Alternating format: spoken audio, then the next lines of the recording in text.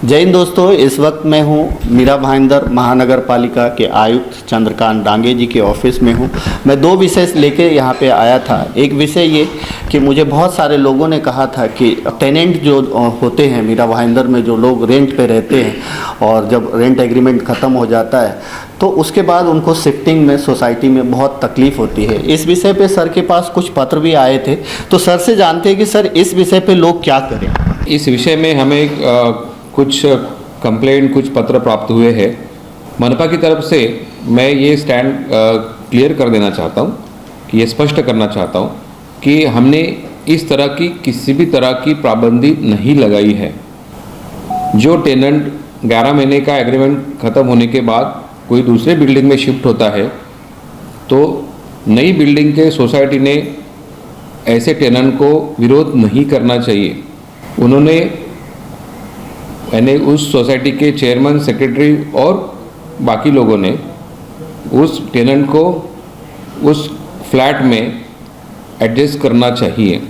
इस तरह की किसी भी तरह की पाबंदी मनपा प्रशासन की तरफ से नहीं लगाई है।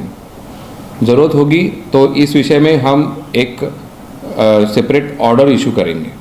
जय हिंद दोस्तों, इस वक्त मैं मौजूद हूँ AK फाउंडेशन के इजाज़ खतीब के साथ। इन्होंने कुछ दिनों पहले जो है एक एप्लीकेशन दिया था मनपा आयुक्त को कि जो टेनेंट लोग होते हैं यानी जो किराएदार होते हैं, उनका टेन्योर ख़त्म होने के बाद शिफ्टिंग में सोसाइटी की तरफ से बहुत ज़्यादा तकलीफ़ होती है। इसको देखते हुए मनपा आयुक्त ने इस पे एक निर्देश जारी किया है, वीडियो निर्देश जारी किया है, और जिसमें उन्होंने कहा है कि किसी भी सोसाइटी में शिफ्टिंग करने के लिए किसी को सोसाइटी के सेक्रेटरी और चेयरमैन वगैरह जो है तकलीफ़ ना दें।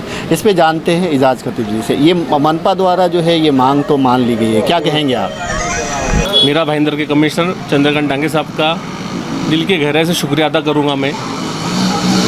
वो एक कमिश्नर ऐसे है जो लोगों की तकलीफ़ को समझते हैं और उस पर तुरंत वो सोच के हो सके तो लोगों के हित में जितना हो सके वो करते।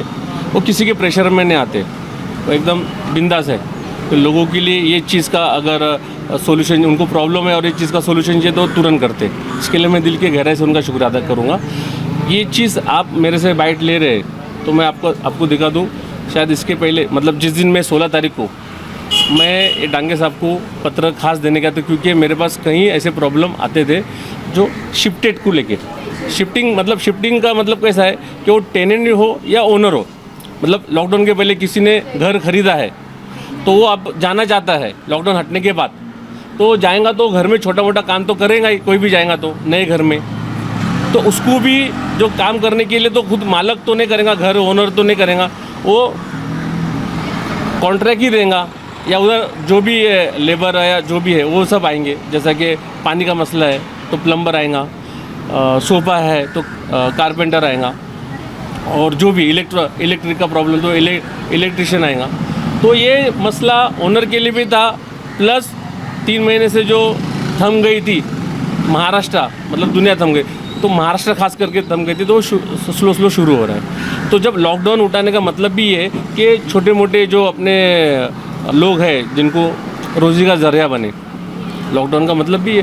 तो जब वो जाते काम कराने तो उसको सोसाइटी लोग हटाते और उनको ABCD मालूम नहीं रहता है, लेकिन ज़बरदस्ती ये वो हैरेसमेंट करते हैं। टेनेंट भी जाता है तो भी एक पंखा फिट कराएगा, अगर किसी की कैपेसिटी तो AC फिट कराएगा, थोड़ा बहुत साफ़ सफाई, थोड़ा बहुत कलर पेंट होता है, तो उसके लिए भी सोसाइटी टेनेंट के लिए भी नहीं होता है। मतलब शिफ्टिंग के लिए ओनर और टेनेंट दोनों को भी बहुत मुश्किल का सामना करना पड़ता है। तो मेरे पास लोगों के कंप्लेंट आ रहे थे, अब बार बार पुलिस स्टेशन जाओ, इधर जाओ उधर जाओ, उनको समझाओ वगैरह, कोई समझते नहीं समझते। तो मेरे को ऐसा सोच आई कि मैं एक लेटर कमिश्नर साहब को दूँ ताकि वो पत्र ही निकाले आपके। तो मैंने कमिश्नर साहब को 16 तारीख को दिया, उन्होंने कोच भी दिए देखो यहाँ, और उसमें सब्जेक्ट भी है 16 तारीख को, कि बोले मैं उस पर विचार करके ये बारे में मैं सोचता हूँ, ऐसा मुझे उन्होंने आश्वासन दिए थे।